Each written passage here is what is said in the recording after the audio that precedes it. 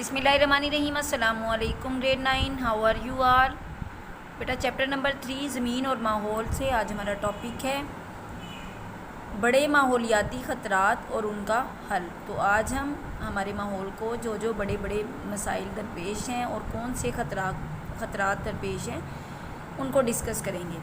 तो सबसे पहले हम माहौलियाती ख़तरात को डिस्कस करने से पहले माहौल के बारे में हम जान लें कि माहौल किसे कहते हैं। तो बेटा हमारे इर्द गिर्द मौजूद तमाम चीज़ें जो हम पर बराह रास्त असरअंदाज होती हैं वो माहौल कहलाती हैं। इसमें ज़मीन के तबई खदोखाल, आबो हवा, मिट्टी, नबातात और बहुत सी दूसरी चीज़ें शामिल हैं। तो इस तरह से इंसान जो है वो ज़िंदगी में जो मुख्तलिफ़ काम सर अंजाम देता है उसके माहौल के ज़ेरे असर रहती हैं। तमाम उसकी जो एक्टिविटीज़ होती हैं वो उसके माहौल के ज़ेरे असर होती हैं। जिस तरह का माहौल होगा उसी तरह की उसकी एक्टिविटीज़ होंगी।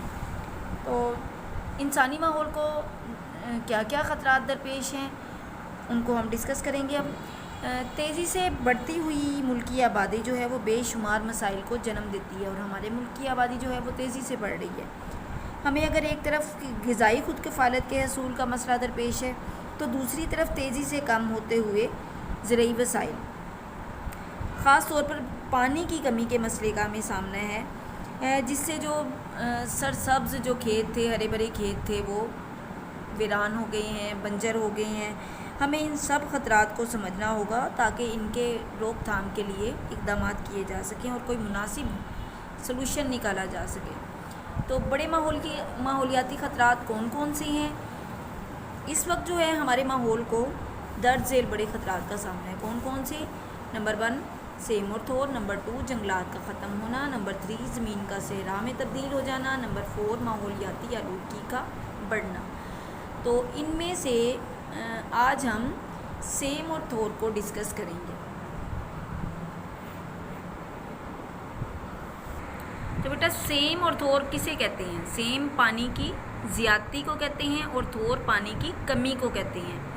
जब हमारी ज़मीनें सेम का शिकार हो जाएं या थोर का शिकार हो जाएं, यानी जब ज़रई ज़मीनों पर, ज़रख़ेज़ ज़मीनों पर पानी की बहुत ज़्यादा ज़्यादती हो जाए या पानी की कमी हो जाए तो क्या होता है कि ज़मीनें काश्त के काबिल नहीं रहती, हमारी ज़मीनें बंजर और वीरान हो जाती हैं।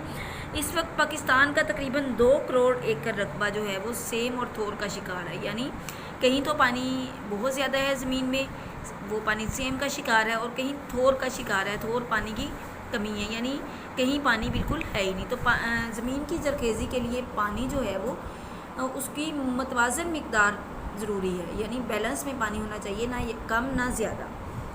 तो इससे ना सिर्फ ज़मीन की ज़रख़ेज़ी मुतासिर हो रही है बल्कि फ़सलों से भी हमें जितनी पैदावार हासिल होनी चाहिए उतनी हासिल नहीं हो रही। तो सिर्फ हमें पैदावार में ही कमी नहीं हो रही बल्कि हमारी माहौलियाती आलूदगी में भी सेम और थोर की वजह से इजाफ़ा हो रहा है। ये देखिए बेटा, ये सेम और थोर का शिकार ज़मीन है जो सेम और थोर की वजह से काश्त के काबिल नहीं रही, बंजर और वीरान हो गई है। अब सेम और थोर की बड़ी वजूहात क्या हैं उनको हम डिस्कस करते हैं। क्या क्या वजूहात हैं, किस वजह से हमारी ज़मीन सेम और थोर का शिकार हो रही है? तो बेटा सेम और थोर की बड़ी वजूहात कौन कौन सी हैं? सेम और थोर की बड़ी वजूहात हैं। नंबर 1 नहरों से पानी का रिसाव, यानी जब नहरें जो हैं वो साइड के उनके बंद नहीं बनाए हुए होते तो नहरों से पानी का जो रिसाव है वो ज़मीन के अंदर, जो नहरों के पास ज़मीन है, आपने देखा है कि नहरों के करीब जो ज़मीन होती है वो सेम का शिकार होती है। उसके ज़मीन नहरों से जो है वो पानी का रिसाव ज़मीन के अंदर होता रहता है, जिससे जो इर्द गिर्द के सारी जो ज़मीन है वो सेम का शिकार हो जाती है। इस तरह से नहरों से पानी का रिसाव सेम की बड़ी वजह है। उसके बाद है नाहमवार खेत। तो हमारे जो हैं वो बाकायदा प्लानिंग के तहत खेत नहीं बनाए जाते पाकिस्तान में, बल्कि नाहमवार खेत हैं, कहीं ऊंची नीची जगह है, उसको बैलेंस नहीं किया हुआ, उसकी वजह से भी जो है वो हमारी ज़मीन सेम और तोड़ का शिकार हो रही है। फिर हमारे जो काश्तकार हैं, हमारे जो किसान भाई हैं, वो आबपाशी के पुराने तरीक़ों को अभी तक इस्तेमाल कर रहे हैं। उन्हें शऊर देने की ज़रूरत है इतनी कि अगर हम आबपाशी के नए तरीके अपनाएंगे, जदीद तरीके अपनाएंगे तो उनसे हमें दुगनी पैदावार हासिल होगी उसी ज़मीन से। तो हमारी ज़मीनों पर आबपाशी के पुराने तरीक़ों को इस्तेमाल किया जा रहा है, जिसकी वजह से काफ़ी ज़मीन जो है वो सेम और तौर का शिकार हो जाती है, उसकी ज़रख़ेज़ी बरकरार नहीं रहती ज़मीन की। उसके बाद जो हमारे किसान हैं वो ज़मीन पर एक जैसी फ़सलों की मुस्तकिल काश्त करते रहते हैं, यानी जिस ज़मीन पर एक सब्ज़ी उगाई है और उस पर मुसलसल वही सब्ज़ी उगाई जाती है। अगर किसी पर गंदम उगाई जा रही है तो गंदम ही उगाई जाती है, यानी डिफरेंट जो है चेंज करके फ़सलों को काश्त नहीं करते, जिसकी वजह से ज़मीन की ज़रख़ेज़ी मुतासिर हो रही है और सेम और तौर का ज़मीन शिकार हो रही है। तो होना ये चाहिए कि ज़मीन को बदल बदल के जो है मुख्तलिफ़ फ़सलों के लिए इस्तेमाल किया जाना चाहिए। तो ग्रेड 9 हुकूमत पाकिस्तान ने सेम और तौर के मसाइल पर काबू पाने के लिए बहुत से इक़दाम किए भी हैं। उनमें कौन कौन से इक़दाम हैं? सबसे पहले तो ट्यूबवेलों की तनसीब की है, जिससे ज़ेर ज़मीन पानी की सतह जो है वो कम हो जाती है, यानी ज़मीनों पर ट्यूबवेल लगाए गए हैं, जिससे जो ज़मीन के नीचे का पानी है वो ट्यूबवेल के ज़रिए बाहर निकाला जाता है, जिससे जो ज़मीन के नीचे का पानी है उसकी सतह कम हो जाती है और हासिल शुदा पानी के इस्तेमाल से थोर में कमी वाक़ हो जाती है। यानी ऐसी ज़मीनें जो पानी की कमी का शिकार हैं, फिर वो पानी उन ज़मीनों तक पहुंचा दिया जाता है ट्यूबवेलों का। इसके अलावा नहरों और खालों को पुख्ता किया जा रहा है ताकि जो ज़मीन के नीचे पानी का रिसाव ना हो सके। फिर खेतों में मुनासिब निकासी आब का इंतज़ाम, यानी खेतों में पानी के निकास का बेहतरीन इंतज़ाम करने के इक़दाम किए गए हैं।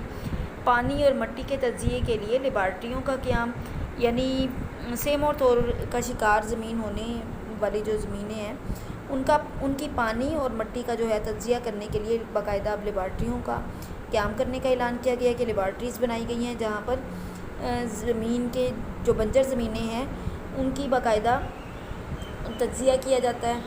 फिर काश्तकारों की तरबियत और मुशावरत के लिए बहुत से इक़दाम किए गए हैं ताकि जो हमारे अनट्रेंड किसान हैं, काश्तकार हैं, उनको ट्रेन किया जा सके ताकि वो पैदावार जो है वो उसी ज़मीन से पैदावार ज़्यादा से ज़्यादा हासिल कर सकें और ज़मीन की सेम और थोर के मसले पर काबू पाने में मदद मिल सके। तो बेटा ये हमारा टॉपिक था बड़े माहौलियाती ख़तरात और उनका हल से सेम और थोर।